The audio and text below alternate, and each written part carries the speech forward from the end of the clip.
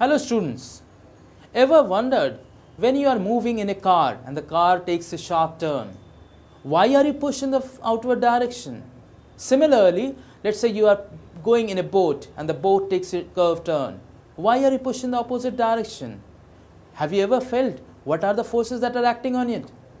Try listening to this video and hopefully it should be clear to you. The next part that we are required to do is understanding about the rigid body rotation about a moving axis. Supposing you have an axis that is moving, so here what is happening, let's say in this case, if I assume that I have these four particles, so this particle, this particle, this particle, this particle, so at the topmost point the velocity is going to be maximum, whereas at this point the velocity is going to be 0, because if I am assuming that there is a rotation motion taking place. Here and here the velocities are going to be the same, but they would be oppositely directed. So effectively, if I am talking about this, so the arrows indicate that here this, so what I just said is for basically this. I apologize for that. Here all the particles are moving with the same center of mass velocity. So this part represents the translation motion and this part represents the rotation motion about the center of mass. So there is a rotation taking place and this is giving you the translation. As a result, if you try to find out, you will understand that this part and this part are at the same velocities as a resultant. So you need to find out the resultant of this and this. Provided both these velocities are exactly the same, obviously it's going to be. So if they are exactly the same, in that case the resultant is going to be making an angle of 45 degree with the horizontal. Similarly, this is also going to be making an angle of 45 degree with the horizontal. The only difference being this is making a positive angle, this is going to be making a negative angle here. Further, at the top, as I mentioned, the velocity is going to be maximum, and at the bottom the velocity is going to be 0, because this is going to be oppositely directed as the center of mass velocity is towards right. So they are going to cancel out. Therefore, at the bottom the velocity is going to be 0, at the top the velocity is going to be maximum. Now let's look at it further. So if you have to understand about the rigid body rotation about a particular moving axis, so what we do in this case is that we try to basically enhance this case or extend this case for the case of both combination of translation and rotation. So in this what we have, so every possible motion of rigid body you can represent as a combination of both the translation motion of the center of mass as well as the rotation motion about the center of mass. So there are two things that is happening. The center of mass itself is moving as well as there is a motion about the center of mass. So it is applicable even when the center of mass accelerates. So it can basically do work even in the case of a non-inertial frame as well. So translation of the center of mass and the rotation can be treated as separate, but they are related problems. So you can treat the rotation separately, you can treat the translation separately. One, we can assume that one is not affecting the other one. So if we take it further,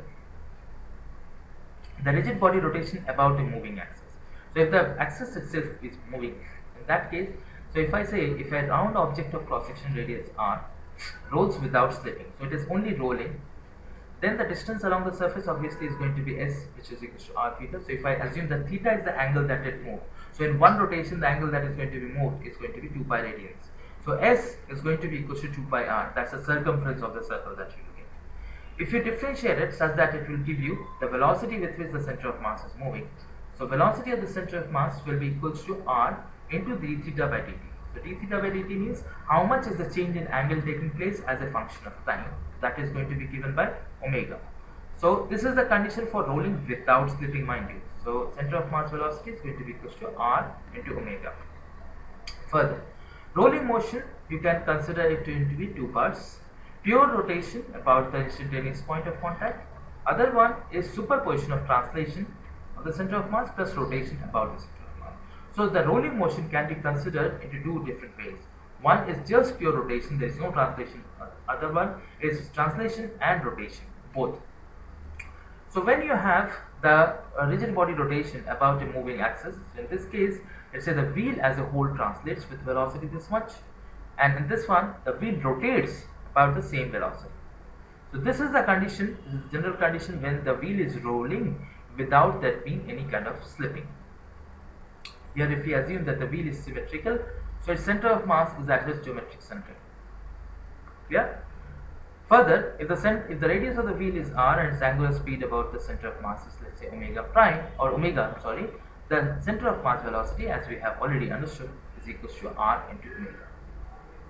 This is just as an explanation of what has been done, that the net velocity at any point is going to be equal to the vector sum of the velocity of the center of mass and the velocity at that particular point.